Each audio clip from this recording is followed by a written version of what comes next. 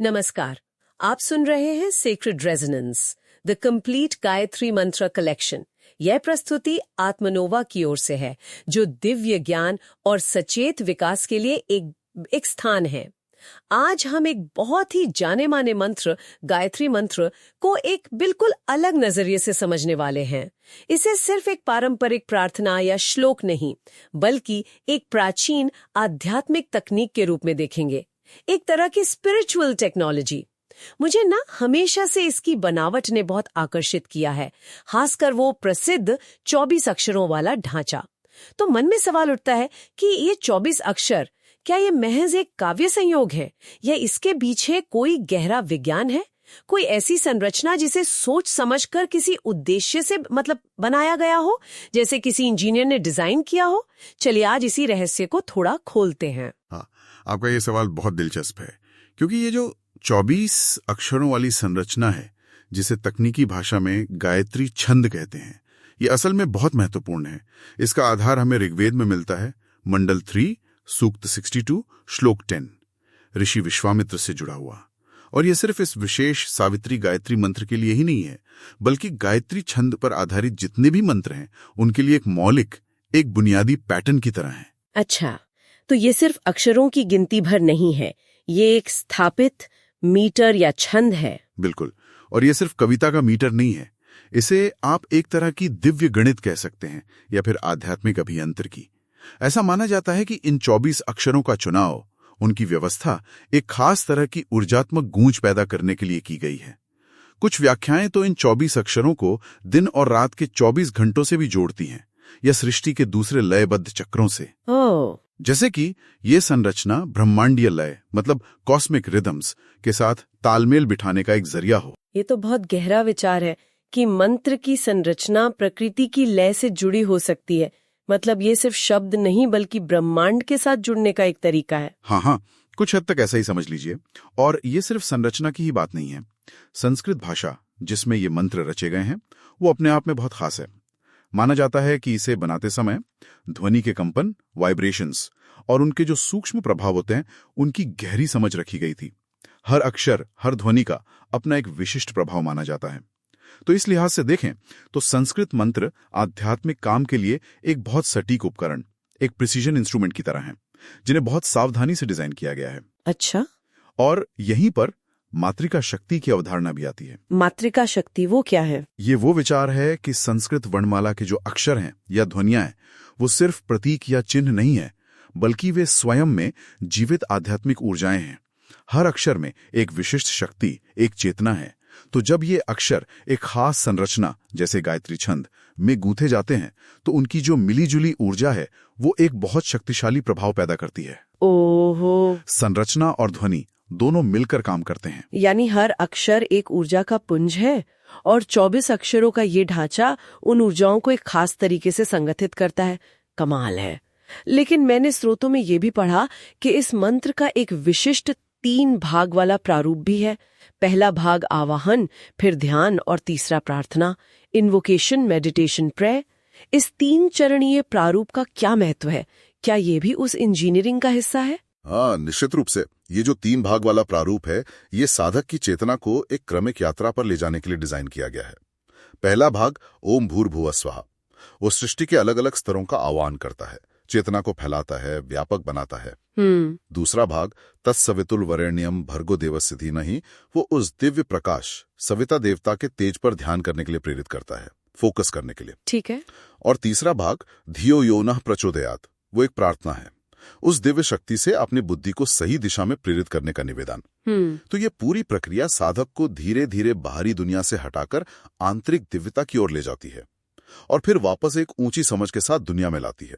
तो ये एक तरह का गाइडेड स्पिरिचुअल अभ्यास है, जो मंत्र के अंदर ही बना हुआ है। हाँ, बिल्कुल। और ये प्रक्रिया ब्रह्मांड के मूल सिद्धांतों के साथ भी गहराई से जुड़ी है। इसे हम नाद ब्रह्म की अवधारणा से जोड़ सकते हैं। नाद ब्रह्म यानी ध्वनि ही ब्रह्म है। या सृष्टि का मूल स्रोत ध्वनि है। ये वो विचार है कि पूरा ब्रह्मांड एक आदिम ध्वनि या कंपन से प्रकट हुआ है, जिसे अक्सर ओम की ध्वनि से भी जोड़ा जाता है। अच्छा, तो जब हम गायत्री जैसे पवित्र मंत्रों का सही ढंग से उच्चारण करते हैं, तो हम केवल शब्द नहीं बोल रहे होते, हम असल में उन मूल सृजनात्मक कंपनों, उन क्रिएटिव वाइब्रेशंस के साथ जुड़ने की कोशिश कर रहे होते हैं जिनसे ये ब्रह्मांड बना है। एक तरह से हम सचेत रूप से उस ब्रह्मांडीय सृजन प्रक्रिया, कॉस्मिक क्रिएटिव प्रोसेस में हिस्सा ले रहे होते हैं। ध्वनि के माध्यम से सृष्टि के साथ संवाद कर रहे होते हैं। ठीक है, अब बात वाकई दिलचस्प हो रही है। हमने संरचना की बात की, 24 अक्षर, भाषा की संस्कृत, मात्रिका शक्ति, प्रारूप की 3 भाग और दार्शनिक आधार की नाद भ्रम।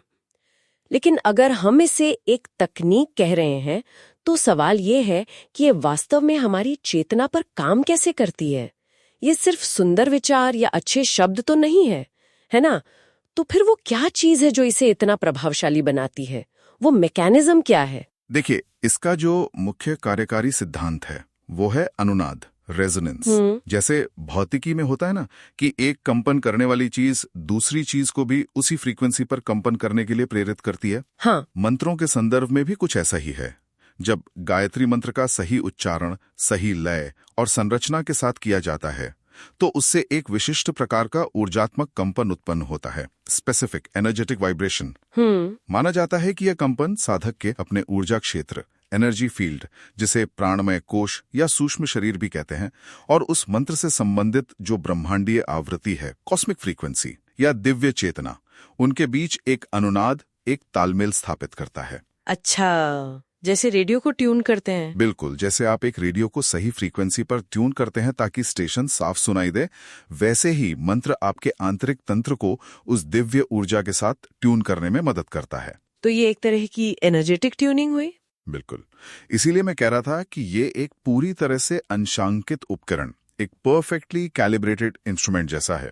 इसमें लय संकालिकता यानी एंट्रेनमेंट का सिद्धांत भी काम करता है। एंट्रेनमेंट, वो कैसे? ये वो प्रक्रिया है जहां एक शक्तिशाली, स्थिर, लयबद्ध पैटर्न जैसे मंत्र का कंपन दूसरे कम स्थिर या अव्यवस्थित पैटर्न्स जैसे हमारे मन की बेचैनी या भटकाव को प्रभावित करके अपने साथ सिंक्रोनाइज कर लेता है। सोचिए, जैसे एक बड़ी पेंडुलम घड़ी की लयबद्ध टिक टिक पास रखी छोटी घड़ियों की चाल को भी प्रभावित कर सकती है। हाँ। उसी तरह मंत्र का स्थिर कंपन मन की उथल पुथल को शांत कर सकता है, उसे अपने साथ लयबद्ध कर सकता है। अच्छा। और इसके अलावा ध्वनि के सीधे मनोवैज्ञानिक और शारीरिक प्रभाव भी होते हैं, जिन्हें ध्वनि मनोवैज्ञानिक प्रभाव या साइको एक्यूस्टिक इफेक्ट्स कहते हैं। रिसर्च दिखाती है हाँ। कि खास तरह की ध्वनियां और लय हमारे मस्तिष्क की तरंगों, ब्रेन वेव्स को बदल सकती हैं। जैसे अल्फा तरंगे बढ़ा सकती हैं जो आराम की स्थिति से जुड़ी हैं। ये हमारे तंत्रिका तंत्र, नर्वस सिस्टम को शांत कर सकती हैं और यहाँ तक कि तनाव वाले हार्मोन्स के स्तर को भी कम कर सकती हैं। मंत्रों का लयबद्ध जाप इन प्रभावों को उत्पन्न करने में बहुत कारगर हो सकता है। इसका मतलब है कि मंत्र का प्रभाव सिर्फ आध्यात्मिक या मानसिक ही नहीं, बल्कि शारीरिक स्तर पर भी महसूस किया जा सकता है। जी हाँ, बिल्कुल। ये एक समग्र, एक होलिस्टिक प्रभाव है। और यहीं पर संस्कृत ध्वन्यात्मकता, संस्कृत फोनेटिक्स का महत्व फिर से सामने आता है।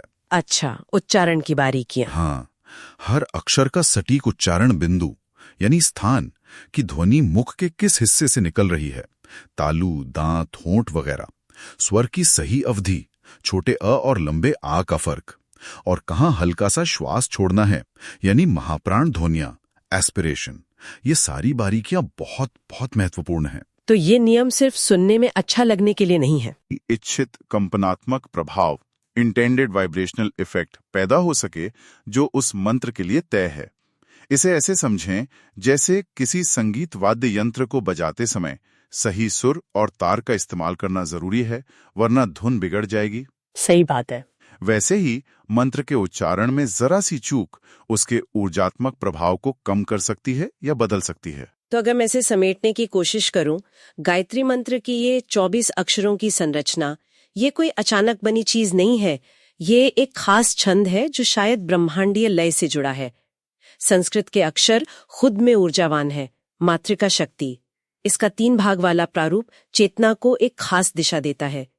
और सबसे जरूरी, इसका सटीक उच्चारण एक खास कंपन पैदा करता है जो हमारे अंदर और ब्रह्मांडीय ऊर्जा के बीच अनुनाद, रेजोनेंस और समकालिकता, एंट्रेनमेंट बनाता है, जिसके शारीरिक और मानसिक प्रभाव भी होते हैं। ये सब मिलकर इसे एक बहुत ही बारीकी से डिजाइन किए गए उपकरण जैसा बनाते हैं, है ना, जिसका मकसद है चेतना का रूपांतरण। तो आखिर में इस सब का मतलब क्या निकलता है हमारे लिए? इसका सीधा मतलब यही है कि ये जो सटीक अंशांकन है, ये प्रिसाइज कैलिब्रेशन, यही गायत्री मंत्रों को और इसी तरह के दूसरे वैदिक मंत्रों को भी, जो इन्हीं सिद्धांतों पर आधारित हैं, चेतना के रूपांतरण, कॉन्शियसनेस ट्रांसफॉर्मेशन के लिए इतने शक्तिशाली साधन बनाता है। ये सिर्फ इच्छाओं की पूर्ति के लिए की जाने वाली प्रार्थना भर नहीं है, बल्कि ये ध्वनि के विज्ञान पर आधारित एक गहरी आध्यात्मिक प्रक्रिया है। इसका नियमित और सही अभ्यास आध्यात्मिक जागरण, स्पिरिचुअल अवेकनिंग में मदद कर सकता है, हमारे ऊर्जा शरीर के शुद्धिकरण, प्यूरिफिकेशन में मदद कर सकता है, और हमें उस दिव्य प्रज्ञा या बुद्धिमत्ता, डिवाइन इंटेलिजेंस के साथ गहरा संरेखण, अलाइनमेंट स्थापित करने का मौका देता है, जो इस सृष्टि को चला रही है। जब हम इन मंत्रों का जाप करते हैं तो हम केवल दर्शक नहीं लेते, बल्कि ध्वनि के माध्यम से ब्रह्मांड के उस विराट रचनात्मक नृत्य, उस कॉस्मिक क्रिएटिव डांस में सक्रिय भागीदार बन जाते हैं। ये नाद ब्रह्मा के साथ, सृष्टि की मूल ध्वनि के साथ एक होने का अनुभव करने जैसा है। से इंजीनियर किया जा सकता है। ये वाकई एक प्राचीन तकनीक है, और ये मुझे सोचने पर मजबूर करता है, अगर प्राचीन ज्ञान ध्वनि जैसी चीजों को हमारे आंतरिक जगत को बदलने के लिए इतने सटीक उपकरणों के रूप में इस्तेमाल कर सकता था, तो और कौन सी सूक्ष्म तकनीकें या सिद्धांत उनके पास हो सकते हैं? शायद प्रकृति के पैटर्न में, या हमारी सांसों की लय में, या किसी और चीज में जो हमारी आंतरिक और बाहरी वास्तविकता को गहराई से प्रभावित करने की क्षमता रखते हों, और जिन्हें हमने अभी तक पूरी तरह समझा या खोजा भी नहीं है। इस गहरी चर्चा में शामिल होने के लिए धन्यवाद।